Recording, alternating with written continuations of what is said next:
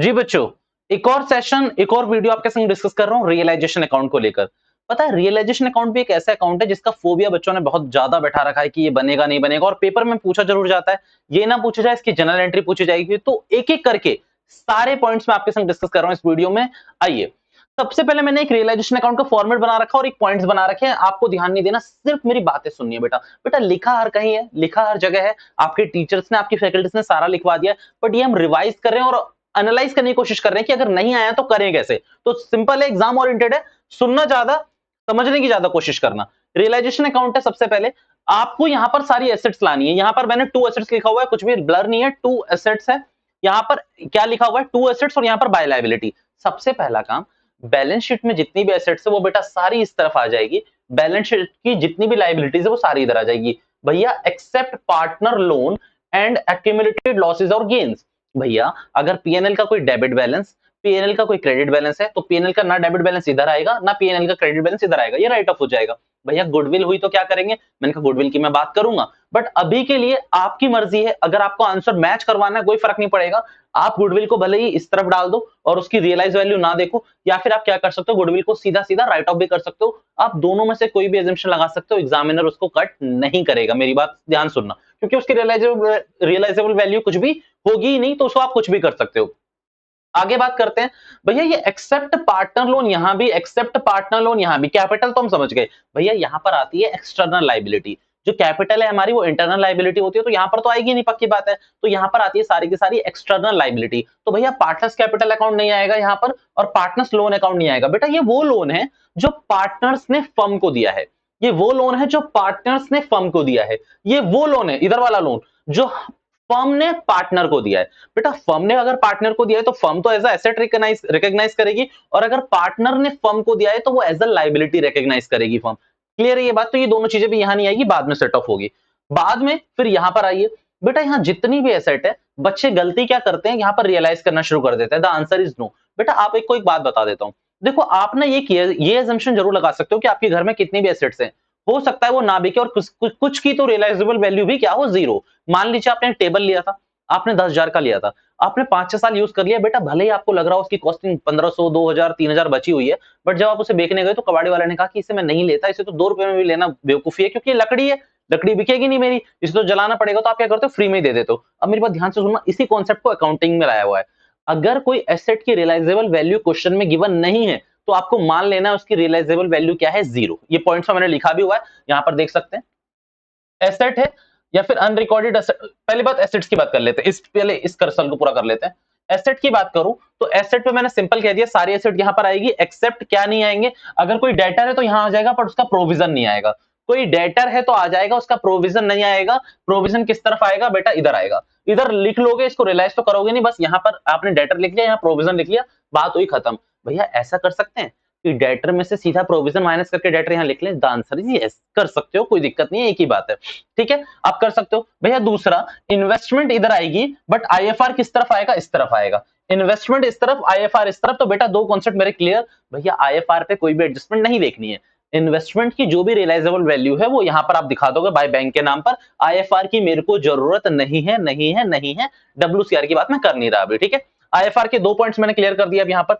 भैया तीसरी बात, भैया आप बताइए कि कोई एसेट की रियलाइजेबल वैल्यू जीरो कैसे हो सकती है? मैंने बताया लकड़ी का कोई फर्नीचर है वो बिक ही नहीं रहा, बेटा जीरो पे जा रहा है, तो उसकी रियलाइजेबल वैल्यू अगर क्वेश्चन में नहीं दे रखी तो मुझे कोई फर्क नहीं पड़ता, क्योंकि यहां मैंने लिख के रखा है by bank all asset as पर क्वेश्चन। मान लीजिए यहां पर फर्नीचर लिखा हुआ है और क्वेश्चन ने आपको फर्नीचर की वैल्यू नहीं दी, तो आप ऐसा नहीं कर सकते कि कितने पे फर्नीचर था, 2 लाख पे था तो 2 लाख पे ही मैं यहां पर इसको सेल कर देता। तो द आंसर इज नो, ऐसा आप नहीं करेंगे। एसेट्स की रियलाइजेबल वैल्यू क्वेश्चन आपको बताएगा कि भाई इतने में हमने सेल आउट करा है, जो भी करा है क्वेश्चन आपको बताएगा। पक्की बात, अगर नहीं दे रखा तो कुछ भी एजम्पशन नहीं लगानी है एसेट्स के केस में, याद रखिएगा। उसके बाद कई एसेट्स आपके कौन ले जाता है बेटा, पार्टनर। अच्छा, तो ये मैंने क्या लिखा, एसेट्स टेकन ओवर वेदर और नॉट, वेदर रिकॉर्डेड और नॉट यहां लिखना था, चलो यहां वर्ड ऐड कर लेना, रिकॉर्डेड। बात क्लियर कर रहा हूं मैं, ध्यान से सुनना। बेटा आपकी कई एसेट्स पार्टनर उठा उठा के ले जाते हैं, तो फ्री में दे दे क्या सबको? The answer is no. बेटा अगर कोई भी एसेट पार्टनर लेके जा चुका है तो अब एसेट तो हमारे पास है नहीं, एसेट किसमें है? रियलाइजेशन अकाउंट में। तो हम एंट्री करेंगे partners capital account debit to realization account. क्या एंट्री करेंगे? Partners capital account debit to realization account, और नीचे नरेशन में लिखते हैं बीइंग एसेट टेकन ओवर। मुद्दा क्या होता है? मुद्दा ये होता है कि देखो हमें उसको भी पैसे देने हैं कल को। अगर हम फर्म बनेंगे अपने केस में, हर समय ना फर्म बना करो, कभी भी क्वेश्चन करते समय फर्म की तरह एनालाइज करा करो। भाई मेरी एसेट कल को ये ले जा रहा है और इसकी कैपिटल ये मांगेगा, तो मैं तो उसको स्क्वायर ऑफ करूंगा ना भाई। जितनी भी तू एसेट ले जा रहा है उसको तेरे मैं कैपिटल से माइनस कर लूंगा। तो इसीलिए पार्टनर को क्या करो? डेबिट कर दो, भले ही वो एसेट फर्म में रिकॉर्ड थी या नहीं थी। बिकॉज कई बार ऐसा होता है, आपने बेटा पता है फ्लोरिंग बिछा रखी थी, पूरी मैट बिछाते हैं ना हम लोग, एग्जांपल के तौर पे दे रहा हूं। मान लीजिए वो फ्लोरिंग को जब आपने निकलवाया तो 5,000 में बिक गई। बेटा ये रिकॉर्ड नहीं करी थी आपने, जेन्युइन खर्चा था, आपने रिकॉर्ड नहीं करा, बिक गया। बेटा आपने क्या करो, मान लो कुछ शेल्फ्स लगवा रखी थी अपने ऑफिस में, शेल्फ्स लगते हैं ना, मतलब बुक रखने के लिए कुछ भी। वो बेटा आपने सोचा था इसकी क्या रियलाइजेबल वैल्यू मिलेगी। जब वो स्क्रैप वाला बंदा आया उसने कहा कि मैं 2,000 रुपए दे दूंगा, मुझे दे दो। बेटा तो ये अनरिकॉर्डेड एसेट्स थी ये। तो अनरिकॉर्डेड एसेट्स अगर कोई मिलती है तो उसको भी क्या करना, अगर बाय बैंक है तो अनरिकॉर्डेड एसेट्स यहाँ पे चली जाएगी, बट अगर पार्टनर ले गया तो भी उसकी रिकॉर्ड होगी। ये एजम्पशन मत लगा लेना कि अनरिकॉर्डेड एसेट सिर्फ कैश में रियलाइज होगी। अगर मान लीजिए वो जो बुक शेल्फ था, जो भी शेल्फ था, या फिर वो फ्लोरिंग बिछी हुई थी, उसको पार्टनर कह रहा है मैं ले जाता हूं, आप कहोगे कोई बात नहीं मैं उसको रिकॉर्ड कर लूंगा। अगर क्वेश्चन कह रहा है तो by partner capital account whether asset recorded और नॉट। क्लियर है यहां तक बात? यस और नो? ओके भैया अनरिकॉर्डेड की बात हो गई, टेकन ओवर की बात हो गई। बेटा यहां तक कोई डाउट है क्या? रिपीट कर दूं फिर से? जी सर एक बार और रिपीट कर दीजिए। सारी एसेट्स बेटा यहां पर except partners loan, accumulated losses और गेन्स। भैया एक्यूमुलेटेड लॉसेस क्या होते हैं? पीएनएल का डेबिट बैलेंस, ये सब यहां पर नहीं आएगा। ठीक है, कहां होगा? राइट ऑफ होगा पार्टनर्स कैपिटल अकाउंट से। वो आपको अलग अलग वीडियो में जानना है, डिटेल में देखना है, वीडियो पड़ी हुई है, प्लीज आप वहां रेफर करें। Okay done. भैया जितनी भी एसेट है एज पर क्वेश्चन सारी रियलाइज होगी एज पर क्वेश्चन। अगर क्वेश्चन कह रहा है तो रियलाइज होगी, अदरवाइज मैं नहीं कर सकता, एजम्पशन नहीं लगाऊंगा। भैया कोई अनरिकॉर्डेड एसेट रियलाइज हो रही है तो भी यहां आएगी बाय बैंक के नाम से। भैया कोई एसेट भले रिकॉग्नाइज्ड हो या ना हो, पार्टनर लेके चला जाए तो बाय पार्टनर्स कैपिटल अकाउंट, जिस भी रेट पे वो लेके गया उसी रेट पे डालूंगा। अच्छा याद रखना, यहाँ पर एक बहुत बड़ा मुद्दा आता है कि वो 40% स्टॉक ले गया, 10,000 में 50% ले गया, तो उसमें एनालाइज करना कि कितने का स्टॉक है, उसका 40% वो कितने में ले गया, तो उसी वैल्यू पे होगा। क्योंकि होता क्या है ना, रियलाइजेबल वैल्यू इज दैट कि मार्केट के हिसाब से हम कंक्लूड करते हैं। क्योंकि मार्कर मैंने लिया था 10 रुपए का, 15 रुपए का, आज बेचने जा रहा हूं तो 2 रुपए का, तो उसकी रियलाइजेबल वैल्यू कितनी है? 2 रुपए। बट उसके लिए कितनी है? मान लीजिए वो जो मार्कर वाला था उसके लिए 15 रुपए। तो डिपेंड करता है, वेरी करता है, सब्जेक्टिव है, केस टू केस। ठीक है डन। यहां तक एसेट्स की मेरे हिसाब से सारी बातें हो गई हैं आपकी। ये पहला प्रोविजन आपका क्लियर, और ये फोर्थ वाला आपका क्लियर है मेरे हिसाब से। भैया आते हैं लाइबिलिटी पे। भैया लाइबिलिटी पे आ रहा हूं।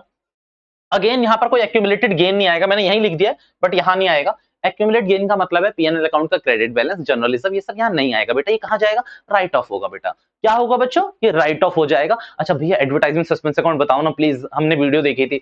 एडवर्टाइजमेंट सस्पेंस अकाउंट में बेटा राइट ऑफ होगा, ये सारे के सारे राइट ऑफ होंगे। बस मैंने आपको गुडविल के लिए एक एजम्पशन दे रखी है। आपका मन करता है बच्चों तो आप गुडविल यहां डालो, रियलाइजेबल वैल्यू 0 दिखाओ, बट आपका मन नहीं करता तो गुडविल को भी आप पार्टनर्स कैपिटल अकाउंट से राइट ऑफ कर सकते हो, अलग मुद्दा है, कोई दिक्कत की बात नहीं। भैया except capital and partner loan account. भैया ये उसने हमें दिया था या हमने उसे दिया था? बेटा ये फर्म को पार्टनर ने दिया था, आप पार्टनर बने, मैं फर्म था, आपने मुझे दिया, तो मेरे लिए तो लाइबिलिटी है ना बेटा, तो मैं यहां रिकॉर्ड नहीं करूंगा। यहां पर आती है सिर्फ आउटसाइडर लाइबिलिटी।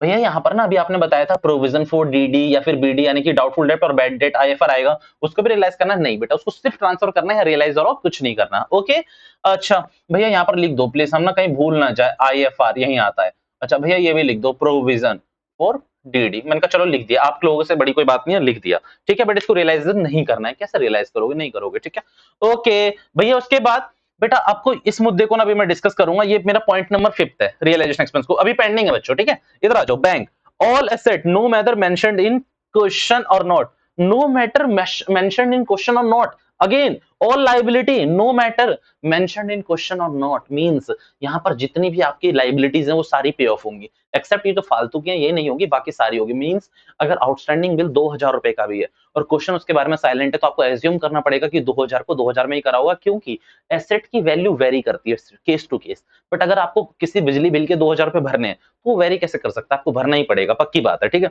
अगर मान लीजिए आपको किसी से 10,000 रुपए देने हैं उसको, तो 10,000 रुपए देने हैं, वो वेरी नहीं कर सकता। बट डेटर के केस में हम ये एजम्पशन ये लगाते हैं कि हो सकता है वो भाग जाए, हो सकता है वो हमें ना दे, तो इसीलिए उसको हम रिकॉग्नाइज नहीं करते। बट जितनी भी लाइबिलिटीज है वो सारी जो यहाँ पर आई हैं, जो जितनी भी लाइबिलिटीज यहाँ पर आई है वो यहाँ पर पे ऑफ होगी। हो सकता है कि अनरिकॉर्डेड लाइबिलिटी भी हो वो भी पे ऑफ हो जाएगी। जैसे कि जैसे आप मशीन ये खाली करके निकले फ्लोरिंग और बेटा वहां से आपकी वो आ गई, मान लो मेड आ गए, आपके ऑफिस स्टाफ आ गए और ऑफिस एडमिनिस्ट्रेशन स्टाफ आ गए जो आपके कोरियर वोरियर संभालते थे, रिसेप्शनिस्ट आ गई। तो बेटा आपने क्या करा, उसको भी पैसे पे करने। अब यहाँ पर आउटस्टैंडिंग सैलरी बुक नहीं थी, बट आपको यहाँ पर उसे सैलरी देनी पड़ी, तो सैलरी के नाम से बुक नहीं करेंगे, बस यहाँ टू बैंक ब्रैकेट में लिख देंगे सैलरी, 20,000 रुपए की अनरिकॉर्डेड एसेट्स पे लाइबिलिटी पे ऑफ कर दी। मान लीजिए आप जा रहे थे, आपका पानी का बिल मिल गया, आपको पानी वाले भैया आ गए एकदम से, हाँ भाई खाली करके जा रहे हो, 20 बॉटल बाकी थी तुम्हारी, 20 रुपए के हिसाब से 400 रुपए बनते हैं, लाओ 400 रुपए। बेटा प्रैक्टिकली सोचो ना, आप लोग क्या करते हो, इतना हाई लेवल कर देते हो, ओहो रियलाइजेशन अकाउंट सीए ही समझने लगते हो। अरे सीए भी नॉर्मल बातों की तरह ही चलता है, पहले वो नॉर्मल बातें एनालाइज करता है, फिर अपने अकाउंटिंग कंप्लायंस लगाता है। यही हो सकते है, अब ये बात भूलोगे नहीं आप कभी कि हाँ सही बात है भाई कि पानी का खर्चा आ गया, एकदम से आप खाली करके जाते हो, कमरा खाली करके जाते हो, आ जाता है ना ये सब छोटी मोटी चीजें। आपने कोई चीज रिमूव करवाई, मतलब अभी साफ सफाई करवा रहे हो, क्योंकि आपको बिल्डर बोलेगा थोड़ा साफ सफाई करके दे, जो टूट फूट करी हुई है थोड़ा तो उसको समराइज करके देना मुझे, तो उसके आपने कुछ पैसे पे कर दिए उसको 2-3 हजार रुपए, तो अनरिकॉर्डेड लाइबिलिटी है, बाय बैंक पे होगी, याद रखिएगा। मीन्स जितनी भी एसेट्स है वो सारी पे होगी, अगर अनरिकॉर्डेड है तो अगर वो भी पे हो रही है तो पे होगी। भैया वो पार्टनर्स वाइफ लोन या फिर स्पॉस का लोन होता है, वो क्या करते हैं, मैंने कहा बेटा वो आउटसाइडर है। धंधा मतलब धंधा, अगर आपकी वाइफ है, आपका भाई है, बहन है, रिलेटिव का कोई भी लोन है, तो बेटा वो यहीं आएगा और उसको पे करेंगे हम यहाँ पर, जैसे आउटसाइडर्स को पे करते हैं ना वैसे ही पे करेंगे। बाय टू बैंक लिखकर लोन अकाउंट जिसका भी है उसको पे करेंगे, अगर मेंशन नहीं है तो भी पे करेंगे, पक्की बात है। जैसे यहाँ पर मान लो by as wife loan account आ जाता है, या by Mrs as loan account आता है, तो उसे हम पे करना पड़ेगा। भैया कई बार हमने देखा है क्वेश्चनों में ना कि लाइबिलिटी को भी ले जाते हैं जी, लाइबिलिटी को भी लेगा। अब यहां पर मैंने लिखा है by two partners capital account loan taken over या फिर लाइबिलिटी टेकन ओवर, कुछ भी हो सकता है। तो बेटा जो भी उसने, अगर मान लो उसने बोला कि मेरी वाइफ की लोन की चिंता मत करो, लिक्विडिटी कम है, तो मैं इसको सेट ऑफ करा लूंगा। अब एक बात बताओ, जब वो एसेट ले गया था तो तुमने ये दिमाग लगाया कि कल कोई कैपिटल के पैसे मांगेगा तो एसेट का तुमने स्क्वायर ऑफ कर दिया उससे। आज वो तुम्हारी लाइबिलिटी ले जा रहा है, बेटा एहसान करेगा क्या वो? नहीं, बिल्कुल नहीं करेगा। वो कहेगा कि सुन, आपको मेरे को कैपिटल देनी है ना, मान लो आपको 2 कैपिटल देनी है, ये 2 मार्कर मैं कह रहा हूँ 2 कैपिटल देनी है आपको, तो ये जो मेरी वाइफ का 1 कैपिटल है ये मैं पे कर दूंगा, आप मेरे को डायरेक्टली 3 पे कर देना। मींस वो डायरेक्टली अब हम उसको पे करेंगे, तो यहां पर हम उसका अकाउंट सेट ऑफ करेंगे to partners capital account loan taken over, जो भी लोन वाइफ का लोन था वो टेकन ओवर हो गया। अगर कोई लाइबिलिटी ले गया तो लाइबिलिटी को भी टेकन ओवर करेंगे। मान लीजिए कोई क्रेडिटर था जिसको हमें 20,000 रुपए पे करने थे, वो ए का बहुत खास था, तो ए ने बोल दिया कि मैं उससे स्क्वायर ऑफ कर लूंगा, आपको चिंता करने की जरूरत नहीं है। बेटा ए उससे कितने में डील करता है, अपने को चिंता नहीं करनी उससे। यहाँ पर हमें टू पार्टनर्स कैपिटल अकाउंट 10,000 रुपए लिखना पड़ेगा कि भाई क्रेडिटर टेकन ओवर बाय ए, तो 10,000 रुपए वो कितने में भी करे उसमें हमारा धंधा मतलब ही नहीं है, यहाँ पर रियलाइज होगा। डन होगा ये वाली बात भैया।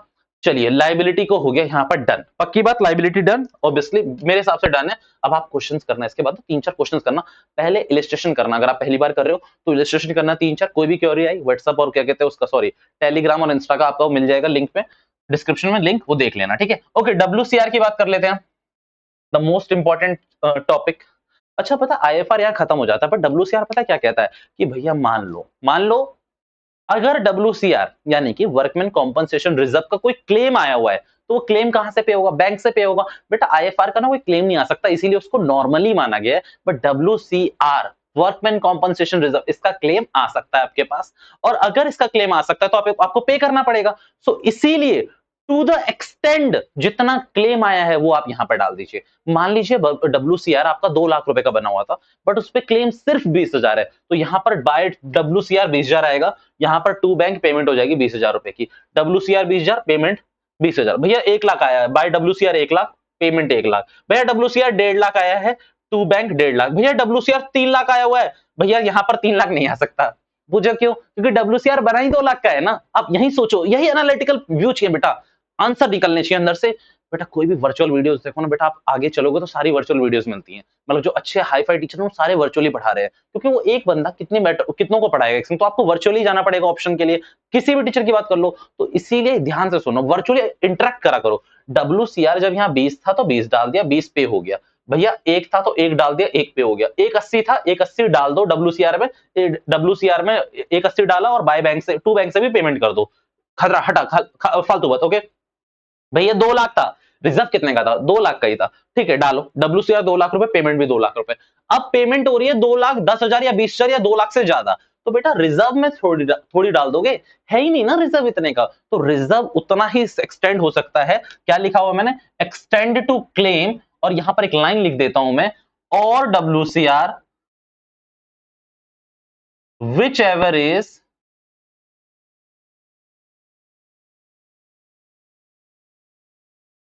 लोअर। अच्छा यहाँ हायर में मत लिख लेना, lower, which ever is lower. भैया ये क्यों लिखा आपने? भैया ध्यान से सुनो, WCR कितने का? ओ WCR 2 लाख का। क्लेम कितने का बच्चों? क्लेम 20,000 का। WCR कितने का? 2 लाख का। क्लेम कितने का? 20,000 का। बेटा अगर मैं मैक्सिमम लिख देता तो 2 लाख ट्रांसफर होते, इसीलिए लोअर। WCR और क्लेम में जो लोअर है वो जाएगा। भैया पक्की बात? भैया इसको रट लें क्या? मैंने कहा रटना नहीं है, स्टेटमेंट को याद रखे मालिक कि WCR में क्या होता है, WCR का पैसा ट्रांसफर करने के लिए क्लेम और या फिर जो WCR बना हुआ है विच एवर इज लोअर वो ट्रांसफर होगा। पे कितना होगा? Actual claim. पे कितना होगा? एक्चुअल क्लेम जो भी है वो पे होगा। Again WCR 50,000। ध्यान से सुनो, एनालाइज करो, मैं छोड़ने वाला नहीं क्योंकि लास्ट टॉपिक बच रहा है यार, रियलाइजेशन। 50,000 रुपए का मान लीजिए रियलाइजेशन एक्सपेंस है। भैया रिजर्व कितने का? रिजर्व 2 लाख फिक्स करा हुआ है मैंने। कितना जाएगा? विच एवरेज लोअर, तो 50 जाएगा, 50 पे हो जाएगा। भैया WCR 1,90,000, एक WCR 2 लाख, क्लेम 1,90,000, कितना जाएगा? मैंने कहा लोअर क्या है दोनों में? 2 लाख और 1,90 में 1,90, तो 1,90 जाएगा। पेमेंट भी कितने की होगी? 1,90 की। भैया ध्यान से सुनना, केस चेंज कर दूंगा। WCR 2 लाख का, क्लेम है 2.5 लाख रुपए का, कितना जाएगा भैया? 2 लाख। 2.5 लाख और 2 लाख में लोअर कितना है बेटा? 2 लाख रुपए। बट पेमेंट कितने की होगी? पेमेंट होगी एक्चुअल क्लेम की। ये होता है जब अंदर से आप आंसर निकालना जानते हो। आप आंसर खुद निकालो बच्चों, आपको किसी का मोहताज नहीं रहना। टीचरों का पढ़ पढ़ के काम नहीं चलेगा, क्योंकि यहाँ टीचर वो दिखाने नहीं आ रहे ना कि हमें कितना आता है। हमें आपको ये दिखाना है कि हम आपको कितना पढ़ा सकते हैं, and at the end of the session तुम्हें कितना आया ये मैटर करता है हर टीचर के लिए। ये हमें तो आता ही है ना, हम पास कर चुके हैं बेटा। आपको सीखना है, आपको पढ़ाना है। अगेन WCR की सारी कंप्लेन हो गई। अब मान लीजिए WCR 2 लाख, क्लेम 3 लाख, कितना? विच एवर इज लोअर, तो कितना लोअर है? 2 लाख है लोअर, तो 2 लाख जाएगा। यहां पर पेमेंट कितनी होगी? पेमेंट होगी एक्चुअल की, पेमेंट होगी 3 लाख रुपए की। यस और नो, बात समझ आ रही है नहीं आ रही? Done. Okay, last but not the least, realization expense. मैंने कहा एक लाइन में बताओ इसको, एक लाइन में समझना, फिर एग्जांपल तो अपने पास बहुत है, बहुत सारे एग्जांपल है, सुनना। रियलाइजेशन एक्सपेंस के लिए आपको बस ये देखना ओरिजिन किसका था। ओरिजिन किसका था? भैया ओरिजिन मतलब पेमेंट करनी किसको थी और करी किसने। समझ रहे मेरी बात? भैया दोबारा से, रियलाइजेशन एक्सपेंस में बहुत बच्चे गलती करते हैं और इसमें बहुत सारे क्वेश्चंस भी हैं। आपके एसक्यूपी में भी क्वेश्चन आया हुआ है इस बार, बट नो मैटर। मैंने क्या कहा, आपको इंपॉर्टेंट नहीं देखना, आपको सब कुछ आना चाहिए। एग्जाम में ये अप्रोच होनी चाहिए, एग्जामिनर, मिस्टर एग्जामिनर, आपको जो पूछना है पूछिए, हमें सब कुछ आता है। Okay, again WCR, oh sorry, WCR नहीं बेटा, रियलाइजेशन एक्सपेंस। बह चुका हूं मैं तुम लोगों के संग वहां पर। ओके, बहना नहीं है, वापस आता हूं। ओके, रियलाइजेशन एक्सपेंस, ध्यान से सुनना। मान लो रियलाइजेशन एक्सपेंस आपने पे करा है 2 लाख रुपए, तो बात ही खत्म हो गई। तो 2 लाख रुपए यहां पर पेमेंट कर दो, यहां पर आपको आके पेमेंट कर देनी चाहिए टू बैंक रियलाइजेशन एक्सपेंस। मान लो 2 लाख रुपए आपने पेमेंट करी है 2 लाख रुपए की, बट वो पे करने थे किसी पार्टनर को। अब ध्यान से सुनना, तो आपने पेमेंट क्यों करी? उसके बिहाफ पे कर दी, मतलब उससे मांगोगे? आपने कहा कॉलर पकड़ के मांगेंगे उससे, पक्की बात है। तो मैंने कहा एक काम करो, अभी तो नहीं मांग पा रहे, आपने कहा नहीं। मैंने कहा ये रियलाइजेशन एक्सपेंस है ही नहीं तुम्हारा। सोचना, ये रियलाइजेशन एक्सपेंस है ही नहीं तुम्हारा। क्यों? क्योंकि पेमेंट उसको करनी थी, उसके बिहाफ पे आपने करी है। आप ये एंट्री पास नहीं कर सकते, realization expense account debit to bank. No, गलत होगा। आपको एंट्री ये पास करनी चाहिए थी, पार्टनर्स कैपिटल अकाउंट जिसके बिहाफ पे पे कर रहे हो उसको डेटा बनाओ अपना, डेबिट करो टू कैश, खत्म कहानी। रियलाइजेशन में इफेक्ट नहीं आएगा। मींस अगर आप किसी पार्टनर के बिहाफ पे कर रहे हो तो आपको रियलाइजेशन एक्सपेंस रिकॉग्नाइज नहीं करना है, आपको उस पार्टनर को डेबिट करना है टू कैश या बैंक, जो भी होगा वो आपके ऊपर है। तीसरा, पार्टनर्स को पे करना था 20,000, आपको 10,000 पे करना था। पार्टनर को पे करना था 20,000, आपको 10,000 पे करना था। सुनना, रियलाइजेशन एक्सपेंस आप 10,000 ही बुक करोगे। Again realization expense account debit 10,000 रुपए। बट सुनो, अभी पहले चलो मैं अपना बता देता हूँ। रियलाइजेशन एक्सपेंस अकाउंट डेबिट 10,000 रुपए, टू कैश हो गया 10,000 रुपए की पेमेंट। अब मान लो उसने पे नहीं करा, उसने कहा आप पे कर दो ना, तो आप एंट्री क्या करोगे? ध्यान से सुनना, realization expense account debit to cash, ये 10,000 रुपए से हो चुकी है एंट्री। दूसरी एंट्री होनी चाहिए थी partners capital account debit to cash 20,000 रुपए से, खत्म कहानी। अगर मान लीजिए आप पार्टनर के बिहाफ पे कर रहे हो, पार्टनर की वजह से पे कर रहे हो, तो आप उसको रियलाइजेशन एक्सपेंस में रिकॉग्नाइज नहीं कर सकते। अब यहां पर एक और वर्ड आता है ठेका। ठेका वो वाला नहीं, प्रैक्टिकल होकर सोचो, वो वाला नहीं, दूसरा वाला। आजकल तो वही चल रहा है ना दिल्ली और में, छोड़ो वो वाला नहीं बच्चों, ध्यान से सोचो। अगर आपको किसी ने को ठेका दे, आपने किसी को ठेका दे रखा, आपने किसी को कॉन्ट्रैक्ट दे रखा है, तो आप उसे कॉन्ट्रैक्ट में पेमेंट करते हो। क्वेश्चन ऐसा आपको कंफ्यूज करता है। आपने 20,000 रुपए की पेमेंट करी, तो आप एंट्री क्या करोगे? Realization expense account debit to. अगर आपने उसे कैश में पे करी है तो उस बंदे का नाम, otherwise realization expense account debit to जो भी वो बंदा है, पार्टनर्स कैपिटल अकाउंट, आपने उसे पे करा। क्वेश्चन आपको ये बताता है कि आपने 20,000 रुपए पे करे, बट एक्चुअल एक्सपेंस सिर्फ 8,000 का था और एक्चुअल एक्सपेंस सिर्फ 32,000 का था।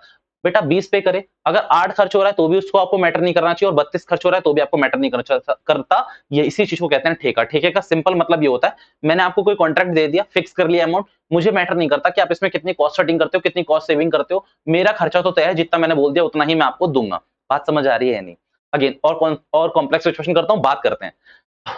20,000 रुपए आपने किसी की रेम्युनरेशन फिक्स कर दी, रियलाइजेशन की एंट्री करोगे, रियलाइजेशन टू जो भी बंदा है उसको पे कर दोगे। अब मान लो कि एक्चुअल एक्सपेंस 8,000 रुपए थे जो भी आपने पे करे। अब ये बताओ इसमें एंट्री क्या होगी? अब assumption ये लगाओ, जब आप किसी को ठेका दे रहे हो, रेम्युनरेशन दे रहे हो सिर्फ, तो यानी कि एक्चुअल एक्सपेंस भी आपने पे करा है। क्वेश्चन में कहीं भी मेंशन नहीं कर रहा ना कि पार्टनर के बिहाफ पे, तो आपको क्या करना चाहिए? पूरा का पूरा 28,000 से आप रिकॉग्नाइज कर सकते हो, कोई दिक्कत नहीं है। 20,000 रियलाइजेशन एक्सपेंस अकाउंट डेबिट पूरा 28,000 रुपए टू कैश, और टू अगर पार्टनर है तो उसको 20,000 रुपए। बट 8,000 रुपए आप कर रखा है और उसमें क्वेश्चन लिख रहा है कि which suppose to be borne by that partner, तो आप उसको रिकॉग्नाइज करोगे एज अ पार्टनर कि partner capital account debit to cash, ये 8,000 रुपए का एक्सपेंस था। अगेन एक इलिस्ट्रेशन बनाई हुई है दो टीएस ग्रेवाल वालों की, मुझे अच्छे से याद है, जिसमें उन्होंने रियलाइजेशन एक्सपेंस के सारे क्वेश्चन पूछे हुए हैं। प्लीज इस सेशन के बाद उसको रेफर कर लेना, क्योंकि सारे एग्जांपल मैं आपके संग वीडियो में ही कनेक्ट कर चुका हूं। This is all for now, thank you so much for your time, bye bye all of you.